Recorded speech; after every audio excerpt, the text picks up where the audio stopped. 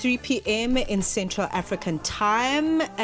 Pan-African anthem, Burn Out by Sipho Hotstix Mabuse coming through. And we are in celebration of the fact that this still remains an iconic piece of music that is sung throughout, particularly in Southern Africa, whether you're in Lesotho, whether you're in South Africa, whether you are in Zambia. Whether you're in Uganda. Whether you are in Uganda, whether actually. You're in Zambia, in Kenya. Did you do that song? We thought it was some guy in America. I said, no, it was from Soweto. Oh, come on now. Where was I actually? No, let's not go back. I'm young enough. But few artists carry the heartbeat of Soweto quite like Sipho Hotstix Mabuse.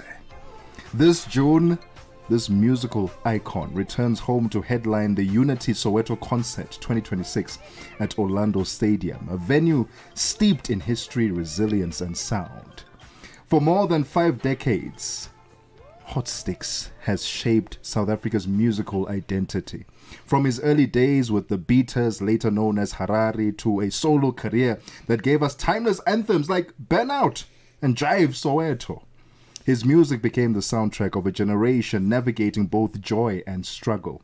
Beyond the drums and the stage lights, his journey tells another powerful story of growth, humility, and purpose, including returning to complete his matric at the age of 60.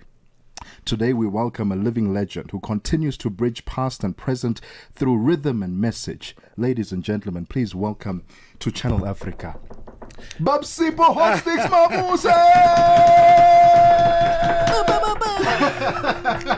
Can you imagine if you had said that at a stadium with 40, 50, 60, 100,000 people? Hire him, please. Oh, yeah, please. Travel with you. The concert is still coming up, so I'm available. You're available. So how are you doing? How are you doing? Thank you, guys. Thank you for inviting me. You know, I always look forward to being here.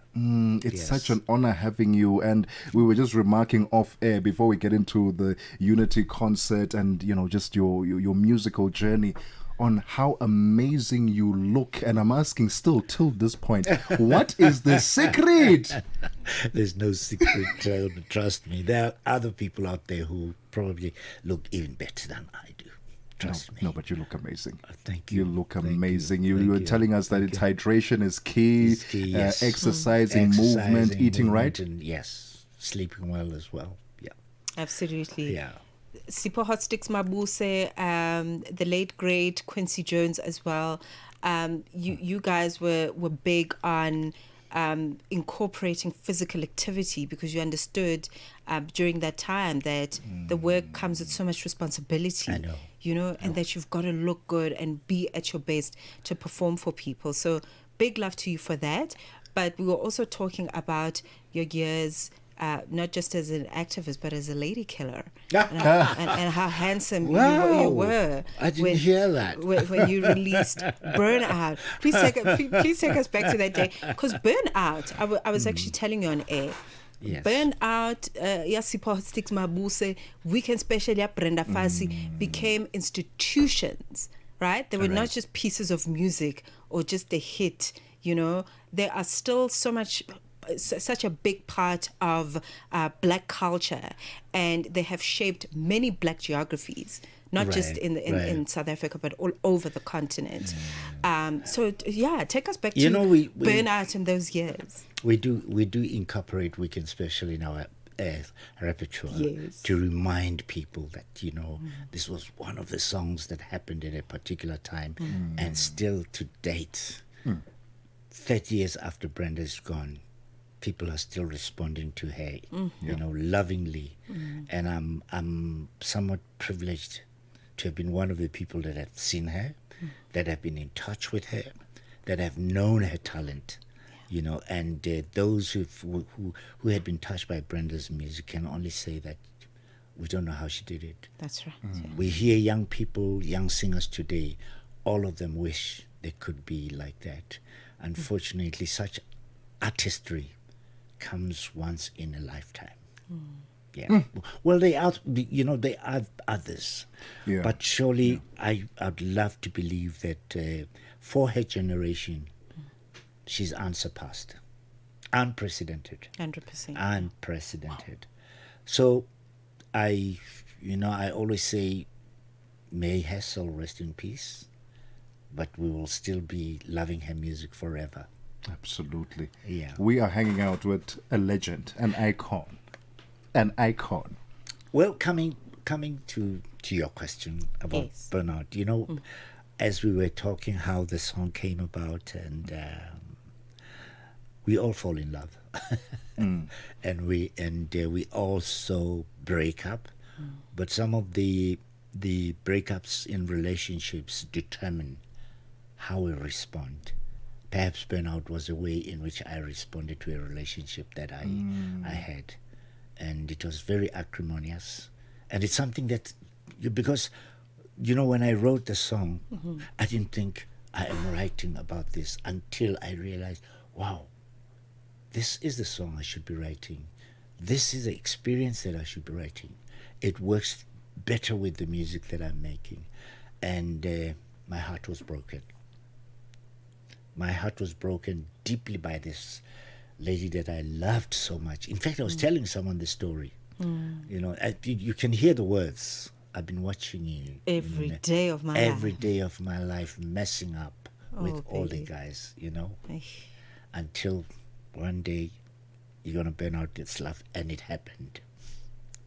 Wow. It was a declaration. It was a declaration, yeah. Yes. Okay, that's a powerful story. I don't think I actually know the story. I actually never told it, though. I'd never told it because I was just making a song until actually I realized that, by the way, this song is about that experience, and we always write songs about events, experiences, things that we go through on a regular basis, but there are these special moments that you think, this is a song that I want to do. There's a track I did called Chant of the Marching. It's about June 1976, because I was there, I saw it, I experienced it. And it's easier to imagine, you create the imagination, but having lived the experience, it makes it easier for you to go in there and you say, I remember the day when I heard the sound of the marching feet from a distance, rising all the way from the sound of the resistance to the sound of resistance, from the sound of the stomping feet to the sound of resistance. Then there was fire. I was there. Right.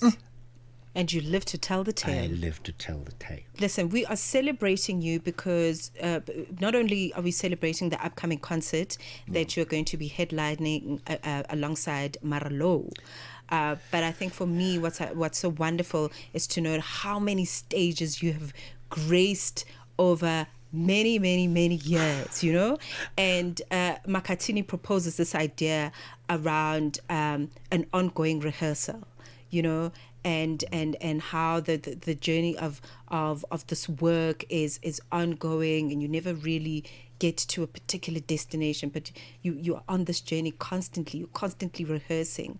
Ensemble work is rehearsal work with one another.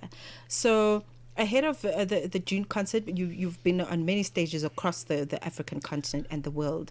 What is that idea for you, this idea of ongoing rehearsal, this idea of performance and working with other musicians? I always maintain that what we do is an endless journey. It has no end in sight. It's you traverse it, and you go through all moments of ups and downs and so on. So trying to find the end is very difficult. So it continues, and for me, people always ask me, do you still practice? When they find me practicing. Right. And I said, I have not even reached where I want to be. So I don't know how far the journey goes. Wow. Oh, man. It's a continuous journey. So you practice all the time. To refine, to get better. And that's the only thing that sustains an artist. If you don't go through that process. I went to London.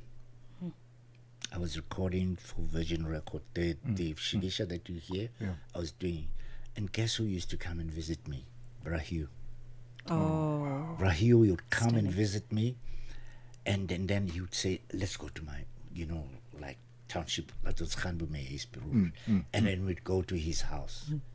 Brahiu gets there, he says to me, please take these magazines and read. He locks himself in a room. He goes and practices. He practices for 2 hours, and I'm visiting him, and that indicates the level of commitment that has sustained him throughout all the years in exile and all over the world. Wow.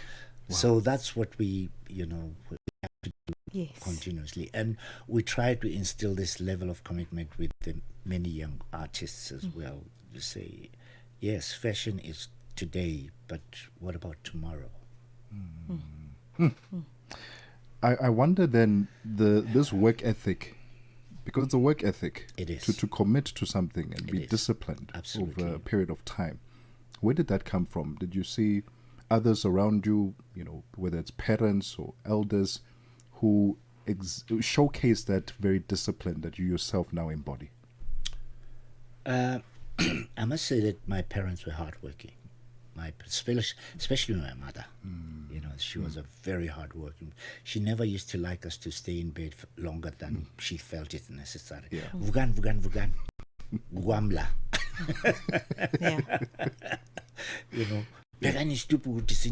Look at the windows. Abantu bazofika ni khamisile. So sometimes we think, I'm late, Vugan. And she would wake up, and it was only when I realized how hard she worked, and I didn't like it. It was too difficult for me to see her wake up at 4 a.m. to and all that other stuff, and carries it, and she goes and sells it. What was she doing it for? For me? And when I started working, I said, yosebenza mina manje. And my dad, the same story. So even some of the musicians, that were around us at the time, like the late Eli Mabuza, unfortunately Brahiu, Mazi, and all the others had left the country. But there were those who were in the country, hardworking people like the late Brastompi Manana. There were all these musicians that we would be exposed to. We were a privileged young group that was exposed to some of the best musicians of the time.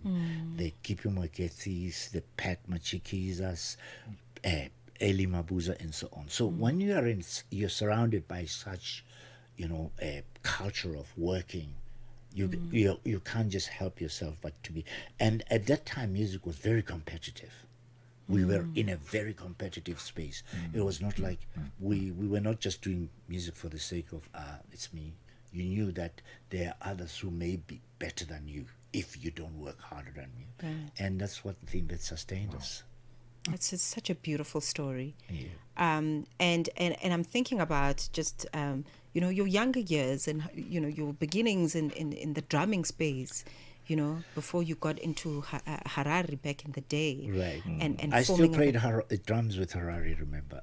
Yes, at the time, absolutely. Yeah. So just following through and working with other gentlemen, it wasn't just about the music at that time. I mean, you mentioned Bomazi Miramakeba, Huma Sekela, Ndate Jonas Gwangwa, who's also exiled, Kaifa Simeon.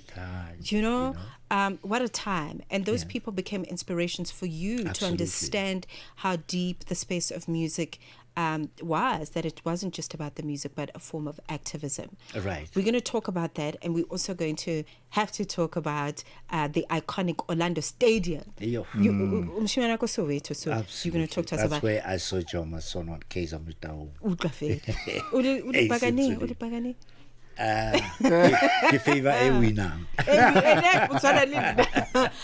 3:30. We'll be right back. Get Channel Africa on DSTV Audio Bouquet.